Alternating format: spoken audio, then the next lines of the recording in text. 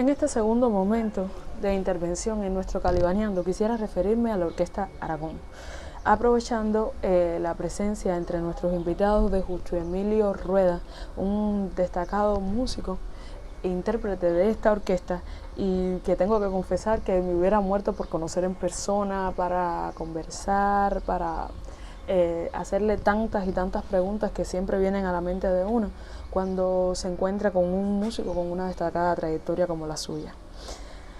Quisiera referirme a la Orquesta Aragón en particular, dejando estas inquietudes personales de lado. Quisiera referirme a la Orquesta Aragón, que es una orquesta tipo charanga creada en el año 1939 por Orestes Aragón Cantero, en un recorrido rápido por la historia y por el paradigma que significa la Orquesta Aragón para la música cubana. Podemos ver que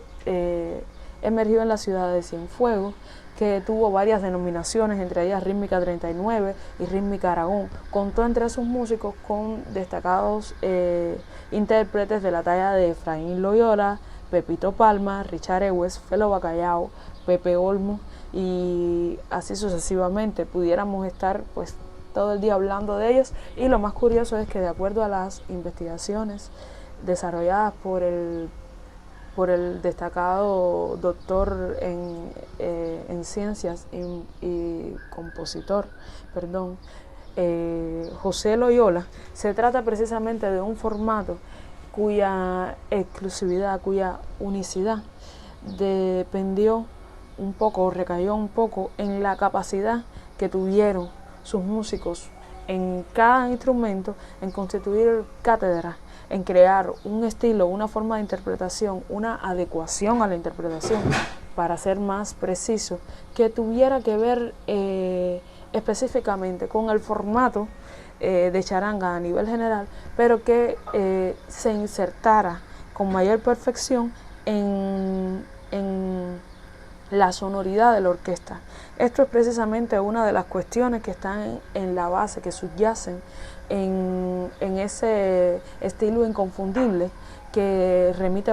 es para nosotros el de la Orquesta Aragón. En el año 1948, y esto volviendo un poco a aquellos detalles históricos que no se nos pueden ir, tenemos que Rafael Lay Apesteguía, un destacado violinista que había entrado a la orquesta desde su juventud,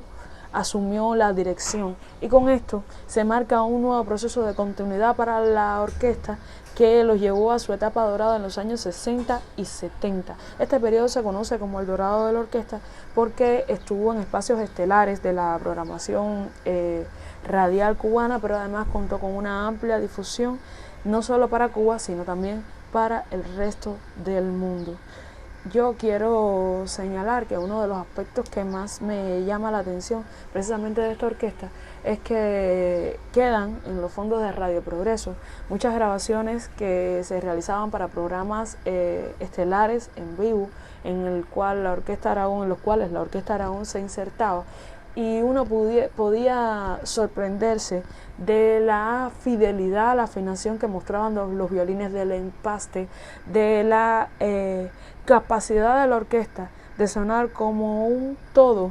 donde los niveles estaban perfectamente definidos, incluso cuando todos los músicos sabemos que se trataba de repertorio que muchas veces se montaba en el transcurso de una semana o de menor tiempo para ser estrenado en estos programas, y que además se trataba de unos programas radiales que no siempre contaban con la tecnología de microfonía que ahora utilizamos y que nos permite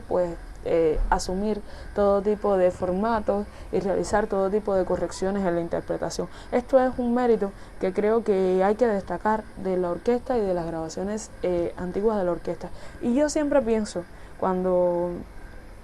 me viene a la mente el Aragón, siempre pienso en procesos de continuidad, pero además siempre pienso en cómo el Aragón nos define. Al respecto, uno de los encuentros con el colectivo de música directa en los estudios Abdala, del que tuve la oportunidad de disfrutar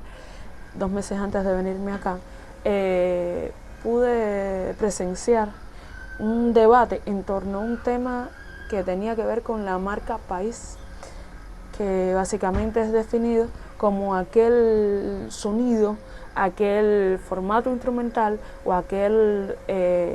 símbolo sonoro con el cual se asocia a un país determinado. De ahí que, por ejemplo, a Brasil se le asocia con la samba y así sucesivamente. Y yo creo que en nuestra marca país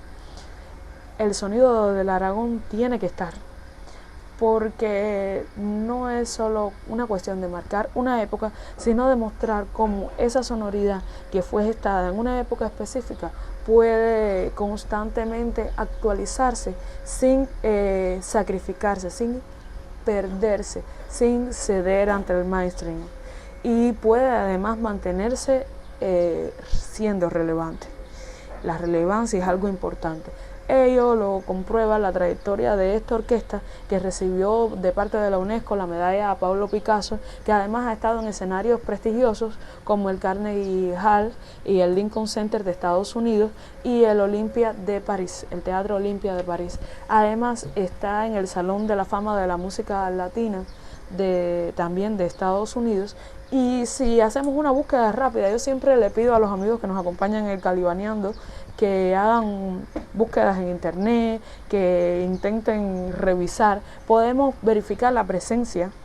de la música de la Orquesta Aragón en plataformas como Amazon, Deezer, Spotify, Apple Music e incluso en SoundCloud. Y muchas veces se le vende por estas cosas que tiene precisamente la industria, la era digital y la competitividad, como la verdadera música cubana. Y yo no pienso para nada que ello signifique, que ello sea algo ofensivo a decir, sí, hay más música cubana, pero es cierto que una agrupación con tantos años de historia, si no se ha ganado el sello de verdadera música cubana, pues ¿quién se lo gana? Además, quiero compartir con ustedes, como parte de esta publicación de la doctora Elena Jacomino, una investigadora muy destacada con la que contamos en Cuba y que siempre nos sorprende con su mirada profunda sobre procesos y fenómenos que están en nuestro día a día, pero que muchas veces no vemos. Pues en su artículo, Periodos que marcan una evolución, 81 años de la Orquesta Aragón, refiere las palabras del destacado músico cubano José María Vitier, que expresa lo siguiente: representa para la música cubana un hallazgo de sonoridad, una forma que ellos mismos descubrieron y desarrollaron y que hoy en día constituye un paradigma en la forma de tocar del cubano. Son fieles a sus raíces con un estilo original que les pertenece. El que en algún momento los imite, tendrá que remitirse a sus orígenes. Yo los definiría con una palabra: fidelidad, debido a los aciertos de sus orígenes.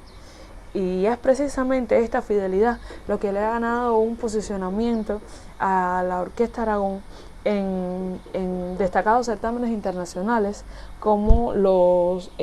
Grammy, que reconocieron la discografía de la orquesta en el año 2020 y también en el 2021. En el caso del disco del 2021, Cha Cha Cha, homenaje a lo tradicional, contó con la colaboración de Alain Pérez e Isaac Delgado, y qué dicha que una orquesta con tantos años de historia tenga el poder de convocar a músicos de diferentes generaciones y de convocarlos con acierto. ¿Qué podríamos decir de su colaboración junto a Mara Portuondo con Simafún? ¿Qué pudiéramos decir sobre cómo diversas generaciones de cubanos e incluso de público internacional aún es capaz de reaccionar con sorpresa cuando se siente el Aragón, Aragón? Yo creo que esto es algo, y lo digo con una sonrisa porque a mí siempre me da alegría. Yo he estado en varios conciertos de la orquesta y he tenido la oportunidad de compartir con algunos de sus músicos, y es increíble cómo son capaces de llevar este sello, pero además son conscientes de que con su accionar están precisamente llevando ese sello todos los días a la práctica. Y bueno, pues con estas ideas quisiera despedirme de ustedes y espero una vez más que les haya gustado esta breve intervención.